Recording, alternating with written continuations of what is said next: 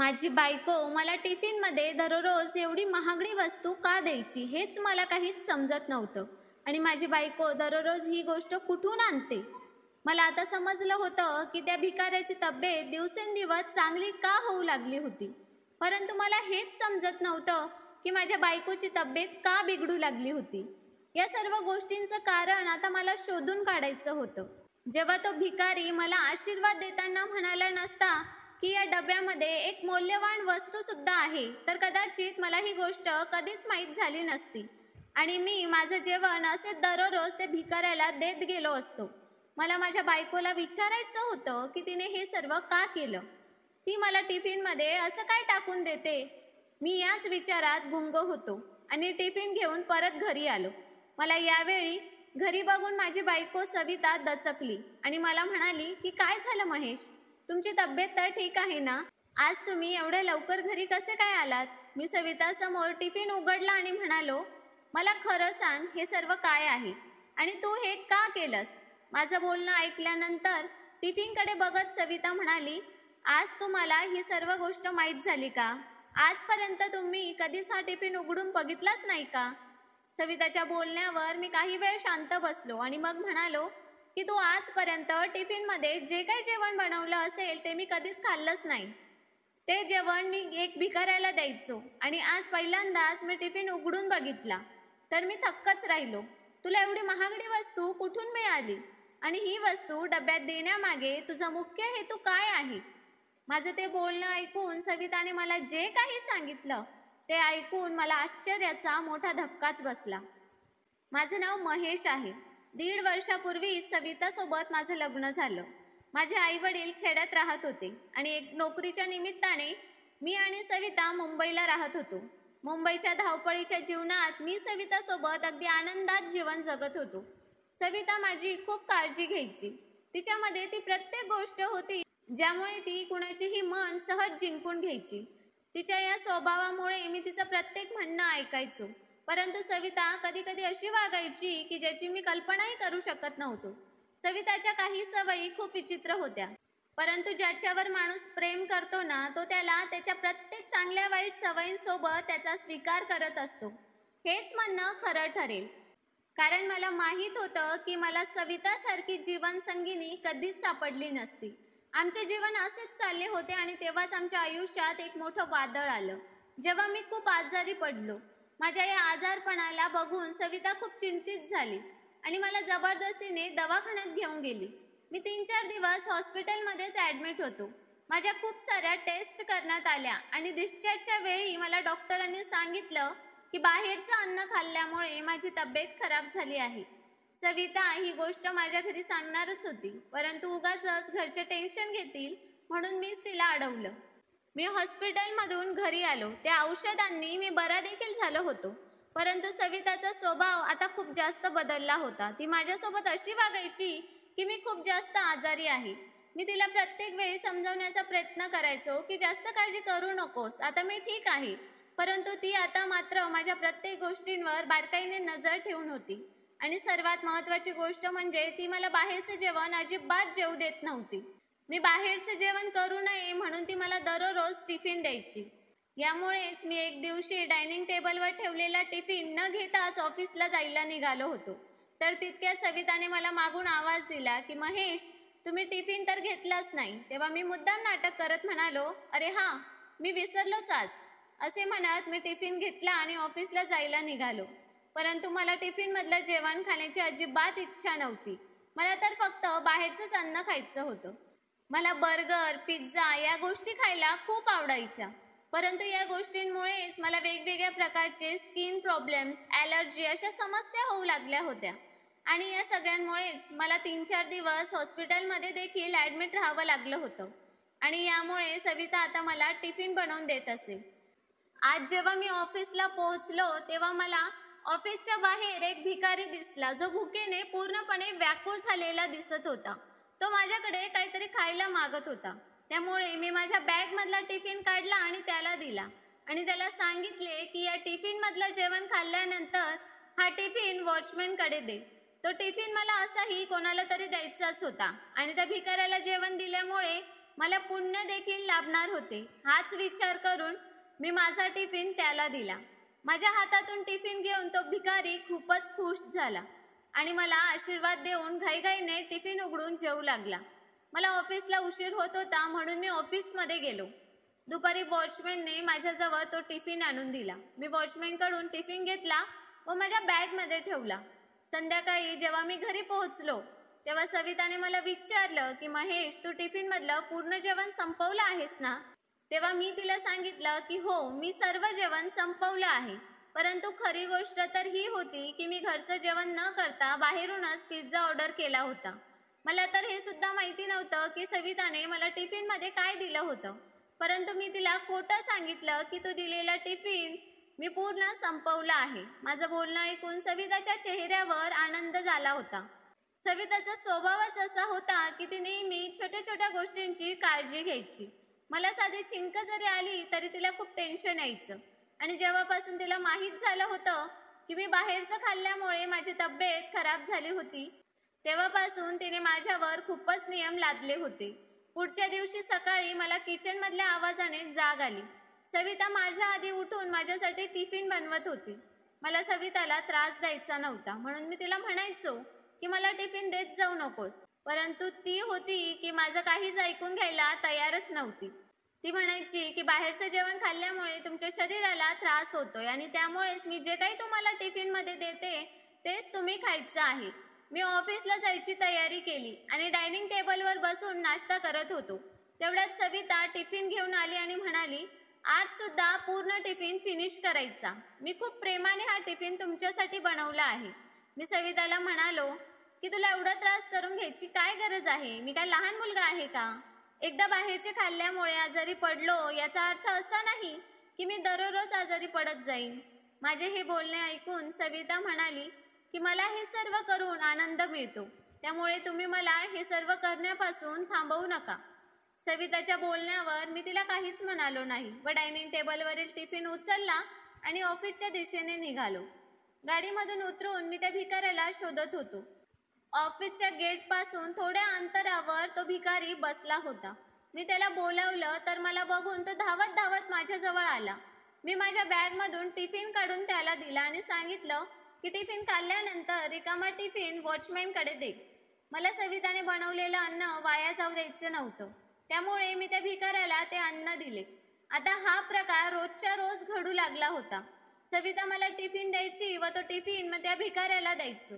असं करत करत 15-20 दिवस होऊन गेलेत. दिवसेंदिवस त्या भिकाऱ्याची तब्येत सुधारत चालली होती. तो माझ्यापेक्षाही धड धाकट दिसू लागला होता. मी दिसताच तो माझ्याकडे धावत धावत यायचा व घाईघाईने माझ्याकडून टिफिन घ्यायचा. त्याचे हे वागणे पाहून मला खूप हसायला यायचे. आजकाल मला सविताची तब्येत दिवसेंदिवस खूप खराब होत चालली आहे असे दिसून येत होतं. मी तिला विचारले की तुला बरे वाटत नाही का? तेव्हा सविता मला म्हणायची की अहो, मी एकदम ठीक आहे. जसजसे दिवस पुढे पुढे चालले होते तसे तसे त्या भिकाऱ्याची तब्येत सुधारतच चालली होती. तर दुसरीकडे माझ्या बायकोची तब्येत दिवसेंदिवस खालावत चालली होती. म्हणून मी सविताला म्हणालो की चल आपण डॉक्टरांकडे जाऊया. यावर ती चिडली आणि म्हणाली, महेश, तुला काय झाले आहे? मला काहीच कळत नाही. मी हे सर्व तुझ्यासाठीच करत आहे. कदाचित मी सकाळी लवकर उठते आणि रात्री उशिरा झोपते, त्यामुळे तुला माझी तब्येत थोडी खराब दिसत असेल. तुला जर माझी एवढीच काळजी वाटत असेल तर संध्याकाळी लवकर घरी येत जा. मला देखील तिचे म्हणणे पटले होते. आत्तापर्यंत मी हेच समजत होतो की माझ्यामुळे सविताची झोप पूर्ण होत नाही आणि त्यामुळे तिची तब्येत खराब होत चालली आहे. आणि तो भिकारी ज्याला रोजच्या रोज घरगुती जेवण मिळत होते त्यामुळेच त्याची तब्येत दिवसेंदिवस चांगली होत चालली होती. परंतु मला काय माहीत होते की यामागेही खूप मोठे रहस्य लपलेले आहे. एके दिवशी मी ऑफिसमधून घरी परत आलो तेव्हा मला सविताची तब्येत खूप खराब दिसली. तरीही ती जेवण वाढतच होती. शेवटी जेवण वाढत असतानाच ती चक्कर येऊन खाली पडली. मी सविताला उचललं आणि तिच्यावर खूप ओरडलो आणि तिला म्हणालो की तुझ्या हट्टामुळेच आज तुझी तब्येत इतकी खराब झाली आहे. तू आत्ताच्या आत्ता माझ्यासोबत डॉक्टरांकडे चल.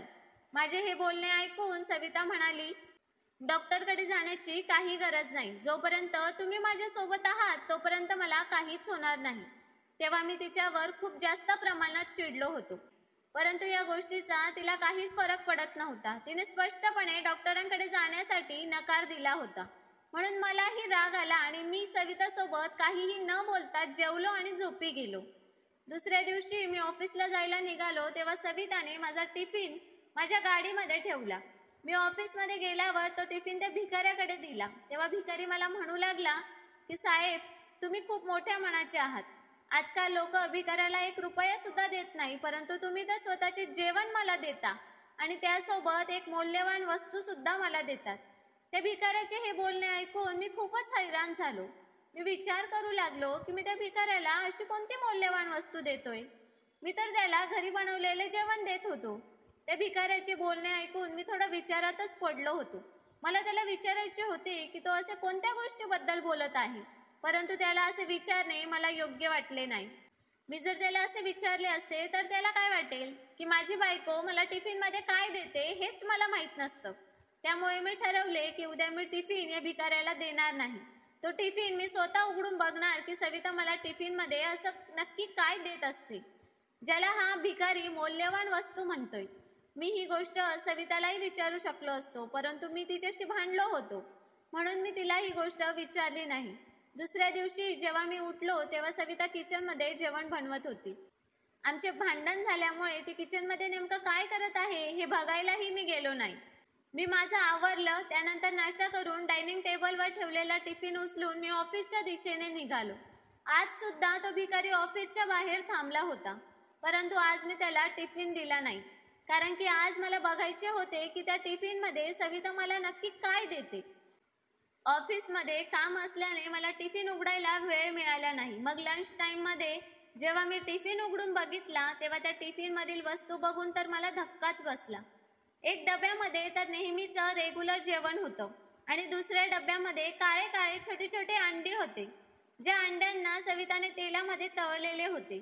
ती अंडी बघून तर मी हैराण झालो होतो, कारण मी अशी अंडी यापूर्वी कधीच पाहिली नव्हती. ते नक्की काय आहे हे समजण्यापूर्वीच माझ्या शेजारी जेवत असलेला माझा मित्र मला म्हणाला, हे काय आहे? मी त्याला सांगितले की मलाही माहीत नाही की हे काय आहे, माझ्या बायकोने टिफिनमध्ये दिले आहे. त्यानंतर त्या माणसाने त्या अंड्यातील एक अंडा उचलला आणि चाखून बघितला आणि मला म्हणाला, महेश, तू तर वेडाच आहेस. तुला या अंड्याबद्दल काहीच माहीत नाही का? ही तर कॅव्हियर फिशची अंडी आहेत. कॅव्हियर फिश, मी हे नाव तर पहिल्यांदाच ऐकत होतो. माझा मित्र मला म्हणत होता की ही अंडे खूप महाग असतात. थोडे जरी अंडे आपण घेतली तरी त्याची किंमत 5-6 हजारपर्यंत असते. आणि तुझ्या बायकोने तुला लंचमध्ये ही अंडी दिली आहेत. तुझ्या बायकोचे तर तुझ्यावर खूपच प्रेम आहे, परंतु ही अंडी देण्यामागे काहीतरी कारण नक्कीच असेल. तुला काही आजार आहे का? मित्राचे बोलणे ऐकून मला त्या भिकाऱ्याची आठवण झाली. कदाचित ही अंडी खाऊन तो भिकारी तंदुरुस्त झाला होता आणि म्हणूनच तो मला सारखा म्हणायचा की तुमच्या टिफिनमध्ये काहीतरी मौल्यवान वस्तू असते. मला काहीच कळत नव्हते, त्यामुळे मी तो टिफिन पुन्हा पॅक केला आणि पुन्हा घरी जायला निघालो. मला सविताकडून सत्य काय आहे हे जाणून घ्यायचं होतं. मी त्या अंड्यांबद्दल गुगलवर देखील सर्च केलं होतं. तेव्हा मला माहिती मिळाली होती की ही अंडी खूप महाग असतात व आरोग्यासाठी त्याचे खूप जास्त फायदे आहेत. मी घरी जाऊन सवितासमोर तो टिफिन उघडला आणि तिला विचारले, हे सर्व काय आहे? तेव्हा सविताने मला सांगितले की तुमची तब्येत बाहेरचे अन्न खाऊन खूप खराब झाली होती. तुमची रोगप्रतिकारशक्ती खूप कमी झाली होती, त्यामुळे कोणताही आजार तुम्हाला लगेच व्हायचा. डॉक्टरांनी सांगितले होते की तुमची रोगप्रतिकारशक्ती लवकरात लवकर बरी झाली नाही तर यामुळे तुम्हाला मोठमोठ्या आजारांना सामोरे जावे लागेल. तुमच्या स्क्रीनला प्रॉब्लेम होऊन तुम्हाला कॅन्सर होऊ शकतो. हे सर्व ऐकून मला खूप जास्त टेन्शन आले होते. मग मला माझ्या मैत्रिणीकडून या अंड्यांविषयी समजले. तेव्हा ती म्हणाली, ही अंडी खूपच महाग असतात, परंतु ही अंडी आरोग्यासाठी उत्तम असतात आणि तुमच्या आयुष्यापेक्षा ती माझ्यासाठी महाग नव्हती. आणि त्यामुळेच मी माझ्या हौस मौज कमी केल्या आणि पैसे वाचवून तुमच्यासाठी ही अंडी आणू लागली, जेणेकरून ही अंडी खाऊन तुमची तब्येत लवकरात लवकर बरी व्हावी, तुमची रोगप्रतिकार शक्ती वाढावी आणि कोणत्याही आजाराला तुम्ही बळी पडू नये. सविताचे बोलणे ऐकून मी तर डोक्याला हातच लावला. सविता तिचे हौस मौज बंद करून मला पौष्टिक जेवण देत होती, परंतु मी ते जेवण एका भिकाऱ्याला देत होतो. मी सविताची माफी मागितली आणि तिला म्हणालो की यापुढे मी बाहेरचं जेवण कधीच खाणार नाही. त्यानंतर आम्ही दोघांनी मिळून ठरवलं की आठवड्यातून एकदा तरी केवियर फिशची अंडी दोघांनीही खायची. अशा प्रकारे आम्ही दर आठवड्याला एकदा ही अंडी खाऊ लागलो. हळूहळू आमच्या तब्येतीमध्ये सुधारणा होऊ लागली. या कथेतील सविताला तिच्या स्वतःच्या तब्येतीची काळजी नव्हती, परंतु तिला तिच्या नवऱ्याच्या तब्येतीची चिंता होती. म्हणून ती तिच्या वाटणीचे पैसे जमा करून आपल्या नवऱ्याचे स्वास्थ्य चांगले राहावे यासाठी प्रयत्न करत होती. परंतु तिच्या नवऱ्याला मात्र तिच्या या गोष्टीची अजिबात किंमत नव्हती. परंतु असे म्हणतात ना की स्त्री शक्तीने जर एखादी गोष्ट मनावर घेतली की ती गोष्ट पूर्ण झाल्याशिवाय तिला चैन पडत नाही. त्यासाठी तिला कितीही मान अपमान सहन करावे लागले तरीही ती तिच्या ध्येयापासून मागे हटत नाही. याचेच उदाहरण म्हणजे या कथेतील सविताचे जीवन आहे. सविताने आपल्या नवऱ्यासाठी जे काही केले ते योग्य केले का, किंवा तिने ही गोष्ट करण्याआधी आपल्या नवऱ्याला सांगायला हवी होती का? तुम्हाला काय वाटते ते कमेंट करून आम्हाला नक्की कळवा.